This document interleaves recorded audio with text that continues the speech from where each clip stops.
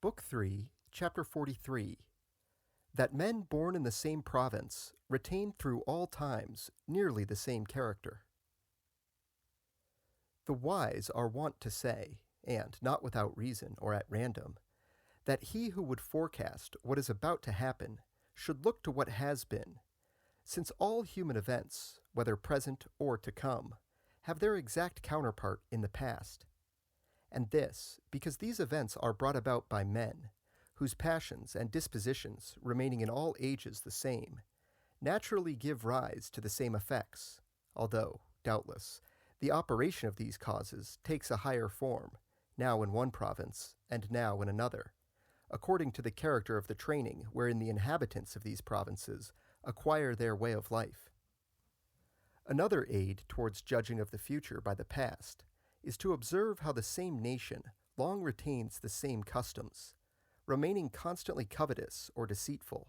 or similarly stamped by some one vice or virtue. Anyone reading the past history of our city of Florence, and noting what has recently befallen it, will find the French and German nations overflowing with avarice, pride, cruelty, and perfidy, all of which four vices have at divers times wrought much harm to our city. As an instance of their perfidy, everyone knows how often payments of money were made to Charles VIII of France, in return for which he engaged to restore the fortresses of Pisa,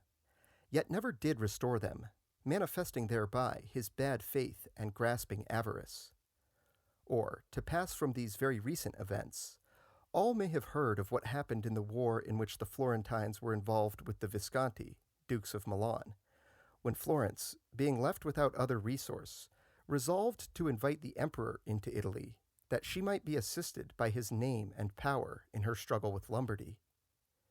The emperor promised to come with a strong army to take part against the Visconti and to protect Florence from them, on condition that the Florentines paid him 100,000 ducats on his setting out, and another 100,000 on his arrival in Italy, to which terms the Florentines agreed. But although he then received payment of the first installment, and afterwards, on reaching Verona, of the second, he turned back from the expedition without effecting anything, alleging as his excuse that he was stopped by certain persons who had failed to fulfill their engagements.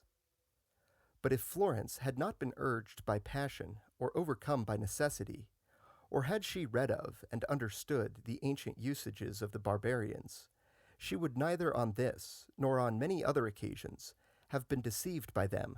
seeing that these nations have always been of the same character, and have always, in all circumstances, and with all men alike, used the same methods. For in ancient times we find them behaving after the same fashion to the Etruscans, who, when overpowered by the Romans, by whom they had been repeatedly routed and put to flight, perceiving that they could not stand without help, entered into a compact with the Gauls dwelling in the parts of Italy south of the Alps, to pay them a certain sum if they would unite with them in a campaign against the Romans. But the Gauls, after taking their money, refused to arm on their behalf, alleging that they had not been paid to make war on the enemies of the Etruscans, but only to refrain from pillaging their lands.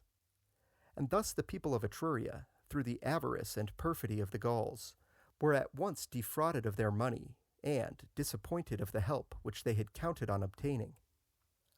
From which two instances of the Etruscans in ancient times and of the Florentines in recent, we may see that barbaric races have constantly followed the same methods, and may easily draw our conclusions as to how far princes should trust them.